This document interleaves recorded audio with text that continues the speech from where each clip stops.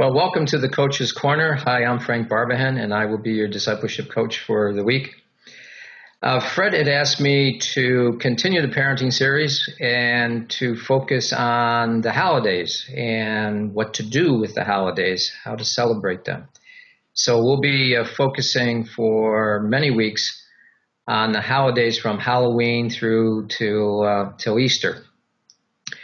And I will be also coordinating with the Coach's Corner articles as well. So we're going to have a series of articles on the holidays, again from Halloween till Easter, that run parallel with the Coach's Corner here. All right, the first one, Halloween. Halloween is a weird collage or weird mix of a variety of practices. And it raises the question of what is it that we're actually celebrating on Halloween? Like, what's the point of Halloween? In the September article, I give background on where the various practices have come from that have been integrated together into our experience here in America of Halloween. And I'm not going to go into that again, except just to point out that it is a mix from Celtic peoples, Romans, and medieval Catholic Christian practices and thoughts about celebrating the saints. But more narrowly, Halloween has focused on primarily young children here in America, and it's kind of like a David Copperfield-like celebration of the intrigues of the young child's mind, the fears, the fantasies, and the magical thinking of our children. And I put together a brief list of the things, some of the things we do on Halloween. It really is an odd list. We have bobbing for apples, which is from a Roman practice with a goddess. We have fantasizing being someone else in costume. We have parades then to show off the costumes and their imaginative genius. We have house-to-house trick-or-treat with no more tricks. But we also have a strong focus on the dark side or the scary side of things. So we have bats in the night. We have cemeteries at night. We have howling winds. We have ghosts and monsters and zombies.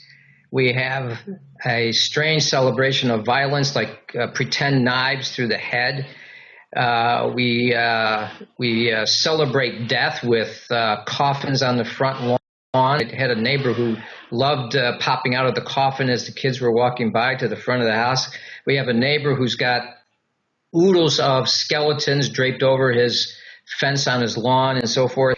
And we even have the celebration of violence and death with the long-standing award-winning series called The Walking Dead. So Halloween is quite a mix. There are some parents who actually think that Halloween is of the devil and we should not be in any way, shape, or form dealing with this dark material. I'd offer a reframe on this, and the reframe is that all these various dimensions of Halloween are projections of the child's mind, that these various things, violent fantasies and their fears, the scary stuff, are all part of a child's mind.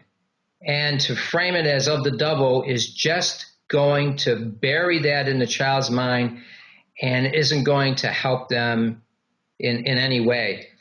So the question is, what do we do with what's happening in the child's mind? And I'd offer that we have to do a dance. We have to dance the dance of, on one hand, protecting our children from the intrigues of their own minds. We have to protect them from the culture that stimulates their mind. And we also have to equip them with what is inside of them and what they project out around them. Well, we'll leave it there, and I look forward to seeing you next week. Any questions, feel free to blog me or email me at frank@peakperformancediscipleship.com, frank@peakperformancediscipleship.com. See you next week.